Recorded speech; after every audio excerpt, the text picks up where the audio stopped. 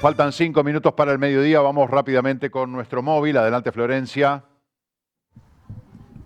Juan Rivero es el fundador de Plasticoin también, vamos a estar conversando con él. Marcelo, seguimos aquí porque nos están explicando cómo es el proceso que funciona, ¿no? Porque cuando uno llega, recién veíamos que llegaba alguien con su bolsa de basura, que muchas veces pasa también que no todo es plástico, entonces ustedes tienen que... Materia prima, no basura, no, que si no la gente nos trae basura, es materia prima, limpios, secos y compactados, por favor. Entonces, ustedes lo reciben aquí, lo primero que hacen es cargan sus datos. Primero, el usuario cuando llega se tiene que haber registrado en nuestra página web, ¿verdad? Para tener una billetera virtual abierta, activa.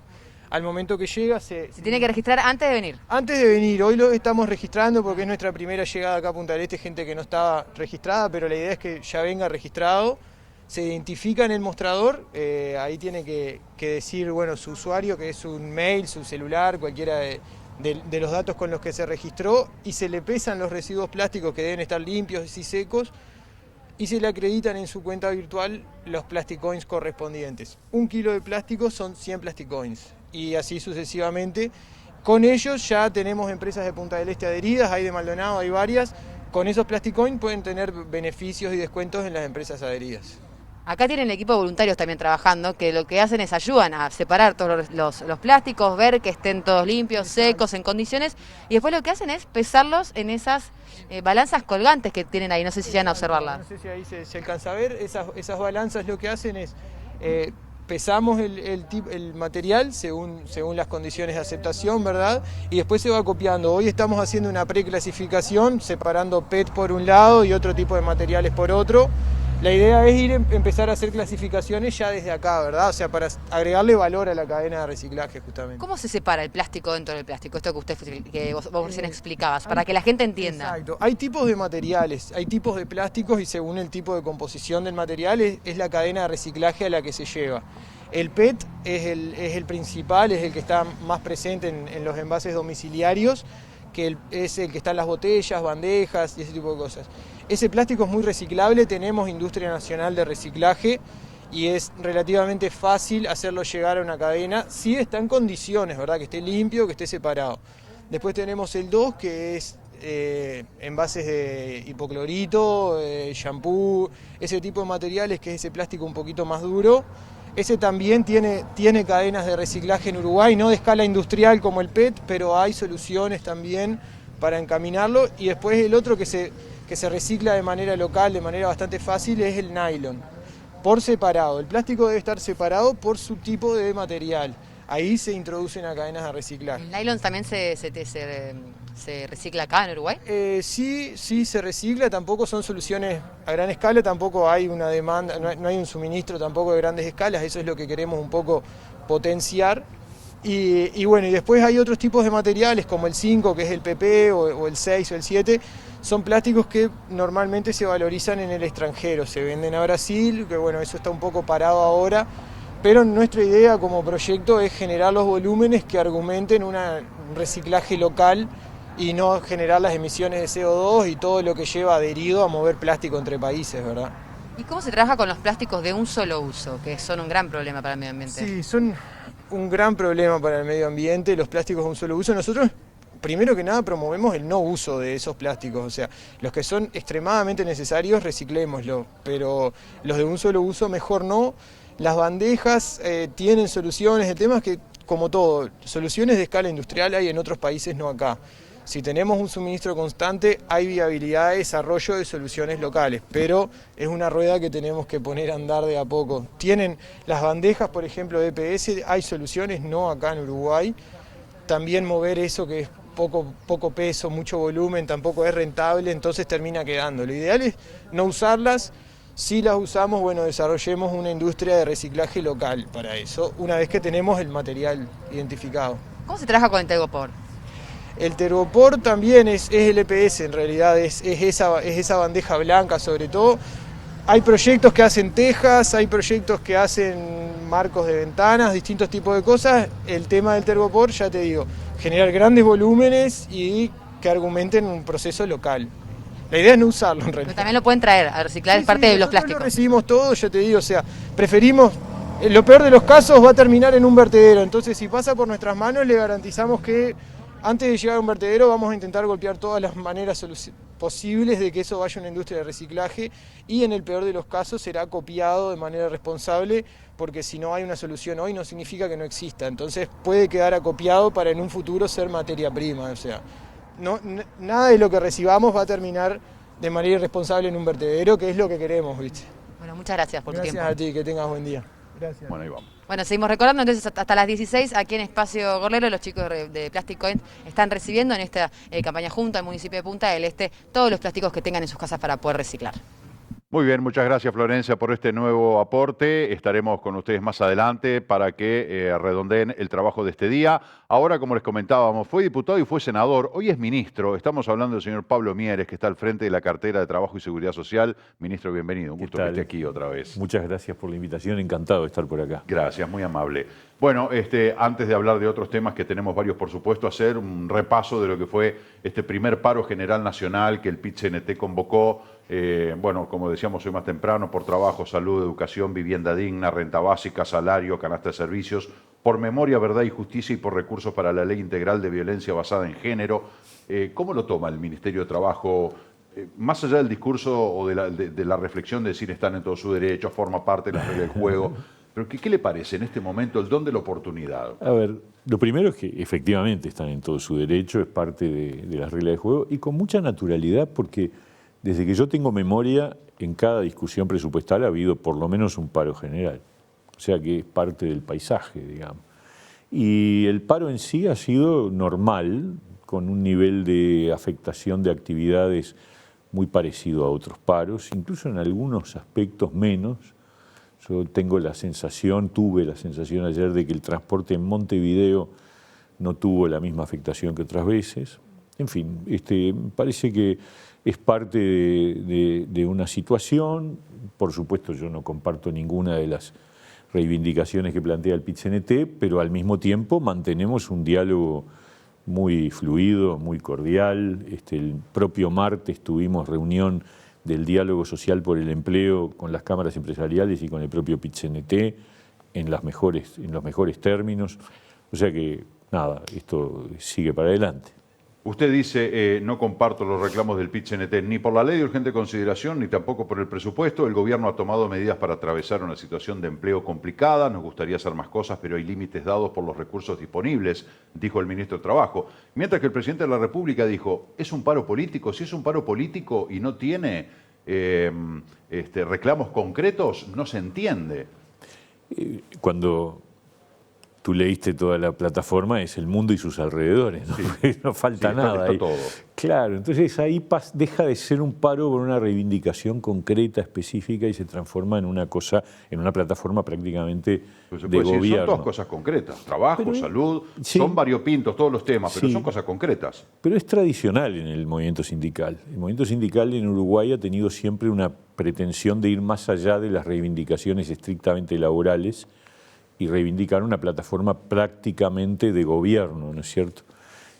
Pero tienen también todo el derecho de hacerlo, eso no me parece mal. Creo que quizás en la medida de que tenemos un año tan complicado, quizás debieron haberlo evaluado un poco más, pero nada, son decisiones que ellos impulsan.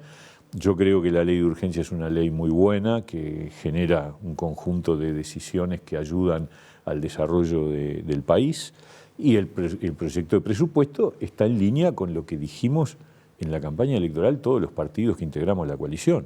Había que contener el gasto público, el déficit fiscal de este país ya antes de la pandemia era realmente exagerado, hay mucha cosa para recortar desde el punto de vista de lo que son gastos superfluos, gastos que no... Y en ese sentido hay una línea muy clara, pero al mismo tiempo se preservan objetivos que yo creo que el movimiento sindical debería reconocer. Hay una prioridad en la educación, una prioridad en la vivienda, una prioridad en las políticas dirigidas a la infancia. Entonces, yo creo que lo que se está buscando es generar condiciones para que el Estado uruguayo ayude al crecimiento de la economía. Y ayudar al crecimiento de la economía es ayudar al trabajo. y ayudar al trabajo es algo que de alguna manera el propio movimiento sindical reclama. Es decir, para que haya puestos de trabajo tiene que haber empleadores que puedan crecer. Para que puedan crecer tiene que haber condiciones de competitividad. La afectación de la competitividad en este país ha sido de los últimos años muy, muy seria. El problema de empleo teníamos antes incluso de la pandemia. Es decir, antes de que empezara la emergencia sanitaria ya había 50.000 trabajadores en seguro de paro. Era uno de los debates de campaña, ¿no? Los 60.000 puestos de trabajo que se perdieron en los últimos Exacto. años, que el Frente Amplio decía, bueno, pero creamos 300.000, entonces ya no son 60.000 perdidos. Bueno, estaba ese debate, pero no había duda de que había una precariedad laboral que se agravó con toda esta situación. El PIT-CNT, ahora con el tema del presupuesto, dijo, les vamos a pedir acciones concretas para que se envíe un mensaje complementario al Parlamento, logrando más recursos, porque si no, la situación de la lucha se va a agravar, va a agudizarse. Sí, vamos a ver, puede ser que haya un mensaje complementario, no sé si va a ser del agrado del PIT-CNT, pero en todo caso, en un presupuesto de 700 artículos siempre hay cosas que se deben ajustar. En el debate parlamentario, yo estuve en el Parlamento un par de periodos, está claro que nunca el presupuesto sale como ingresó en el Parlamento, para eso está el Parlamento, para analizar, para discutir. Pasó con la LUC, pasa con todos los proyectos, ¿no? En la LUC se hicieron muchos cambios y es lo lógico, el propio presidente lo dijo con total tranquilidad, dijo, bueno, sí, todo es perfectible, hay cosas que seguramente... Son proyectos de ley que se mandan al Parlamento. Exacto, y va a haber un diálogo permanente entre la bancada de la coalición de gobierno y el propio Poder Ejecutivo y seguramente va a haber que establecer modificaciones, pero la línea general es la que acabo de decir, es decir, el Estado tiene que tener un peso menos fuerte, tiene que reducir su déficit, porque además es insostenible. Lo que vivimos en el periodo pasado, Astori hace poco salió muy crítico con respecto al presupuesto de este gobierno, pero lo que pasó en el periodo pasado fue el equipo económico proyectaba un determinado crecimiento de la economía y por lo tanto expandía el gasto en relación a ese crecimiento. Después el crecimiento no ocurría y el gasto quedaba igual. Y entonces eso fue engordando el déficit y esa es la situación que tuvimos en los últimos 5 años, ¿no? Y eso no se sostiene. Para adelante es insostenible un 5% de déficit fiscal, un endeudamiento sobre el producto que es altísimo. Bueno, todas esas cosas hay que reacomodarlas para que el Estado sea un factor que ayude al crecimiento de la economía. ¿Qué opinión le merecen los dichos de, el doctor Tabaré Vázquez, que a través de Zoom en su programa Pueblo a Pueblo se dirige a militantes frente amplistas del interior, algo que realiza habitualmente, y en este caso habló de todos los temas, en este caso habló del presupuesto y habló de un oscurantismo en la redacción del proyecto de presupuesto? Y si a diferencia de lo que hacía el Frente Amplio, que lo comunicaba públicamente a través de los medios de comunicación, hubo, dice, y de esto me hago cargo yo, un compromiso de no exponer públicamente en profundidad el contenido del presupuesto antes de presentarlo al Parlamento. La verdad, yo quedé muy sorprendido, porque me esperaba de parte de Vázquez que hiciera las críticas que el Frente Amplio está haciendo en relación al contenido, que habla de recortes y no sé qué, como si el mundo pudiera ser, dale que va, que igual paga, Credisol paga, como decía aquella propaganda antigua, ¿no? Se puede decir porque ya no existe más. Claro, ya no existe más. Pero que nos acuse de oscurantismo es una cosa que yo todavía estoy buscando a qué se refiere. Porque, por ejemplo, el proyecto de ley de presupuesto llegó como llega siempre, es decir, se manda al Poder Legislativo, el Poder Legislativo lo empieza a analizar. Con la ley de urgencia, la transparencia fue tal que la ley de urgencia se conoció en enero y recién ingresó al Parlamento en abril o mayo. Entonces, ¿de qué oscurantismo está hablando? Se colgó en las páginas, la gente tenía que tener voluntad, porque uno decía, 400 artículos. Pero estaban ahí. No tengo ganas de leerlo, pero es un tema estaban aparte, ahí. pero estaba disponible. Y el proyecto de presupuesto llega en tiempo y forma y empieza a ser analizado. A mí el presupuesto del Frente Amplio en el periodo pasado no me lo pasaron antes. Y a diferencia de lo que hacía el gobierno de Tabaré Vázquez, que nunca se sentó a conversar con los funcionarios públicos, con los sindicatos de los funcionarios públicos antes de la presentación del presupuesto, nosotros tuvimos 3 reuniones con COFE, con la mesa de entes, con el sindicato de la enseñanza, analizando, discutiendo el tema salarial. Por supuesto que después el planteo salarial que hacemos no les gustó, está bien, entiendo, pero hablamos con ellos, dialogamos, estamos avanzando en convenios no salariales con los funcionarios públicos.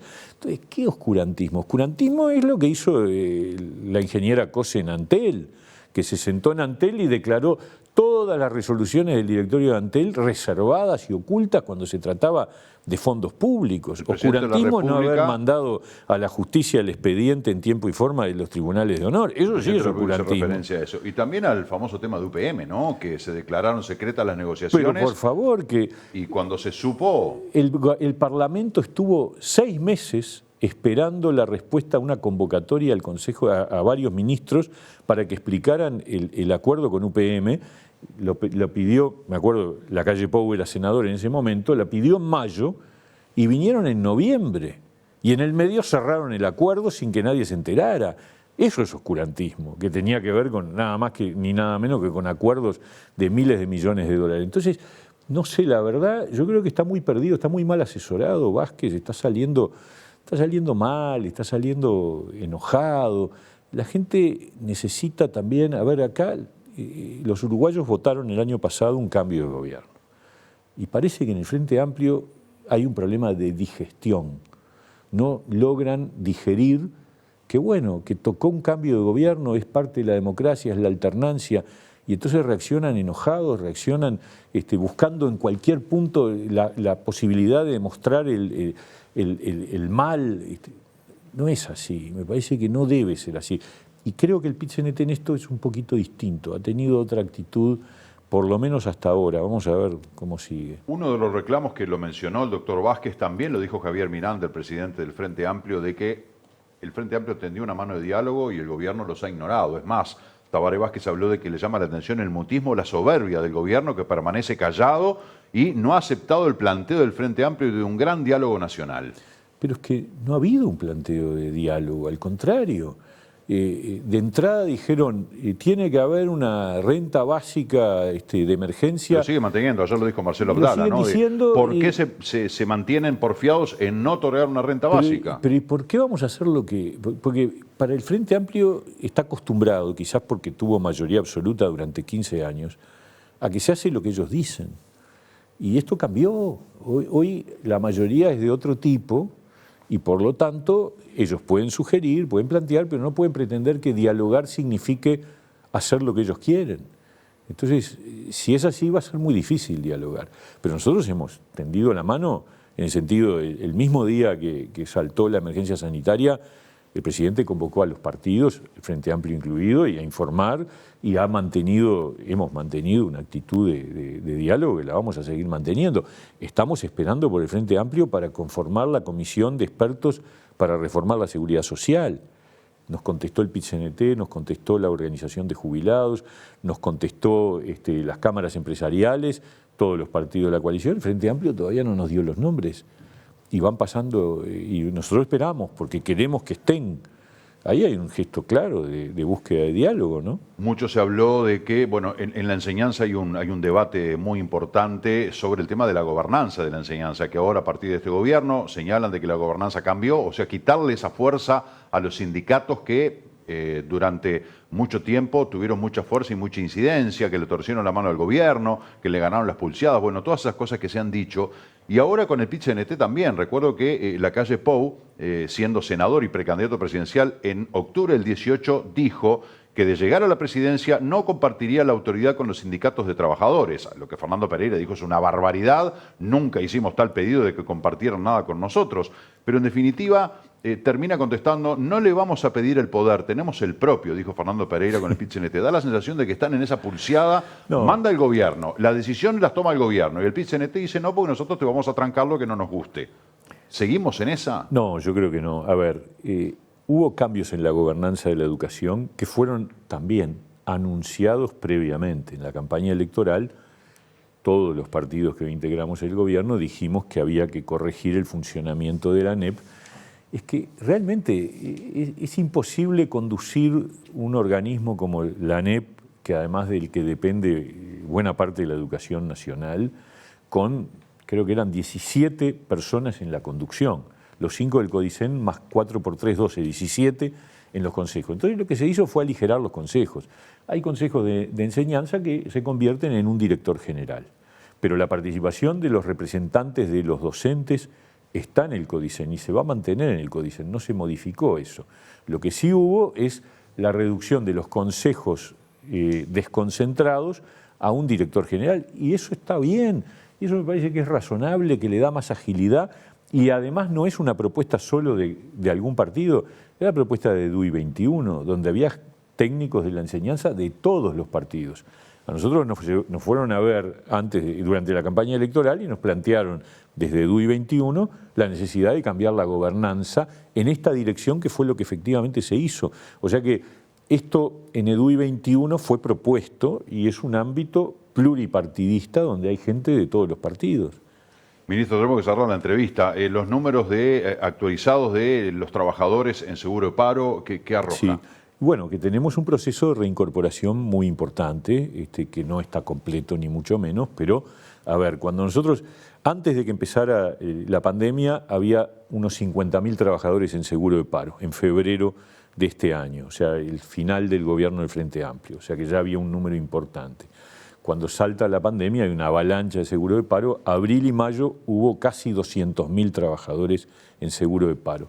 En agosto cerramos con 108.000, o sea, casi 100.000 menos. Pero además de esos 108.000, 30.000 son de seguro de paro parcial. Esto significa que son trabajadores que están trabajando, a media máquina, no cobrando todo el sueldo, pero trabajando menos horas, pero están trabajando. Entonces hay 80.000 que siguen estando en seguro de paro total, que con respecto a los 50.000 de febrero es una diferencia.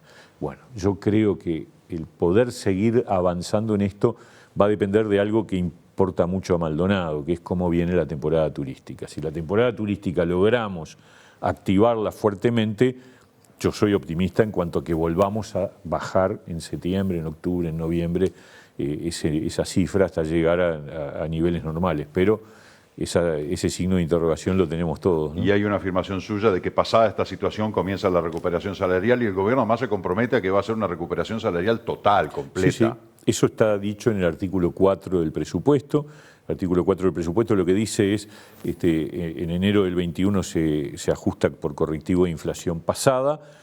En el 21 se va a producir una pérdida de salario real del sector público, pero también dice el artículo 4, a partir de enero del 22 se comienza la recuperación del salario real perdido y antes de que termine el periodo de gobierno se habrá llegado a la recuperación del salario medio público real, o sea que va a haber una recuperación completa. Ministro Mieres, le agradezco mucho su presencia. Nos quedan preguntas pendientes que pasarán a engrosar el bibliorato de preguntas pendientes a los entrevistados, o sea, para todos tenemos más temas para hablar como siempre. Gracias por habernos acompañado. No, un gusto grande, gracias por la invitación, Marcelo, y estaremos nuevamente. Sí, señor, gracias. Hacemos la pausa rápidamente, ya volvemos.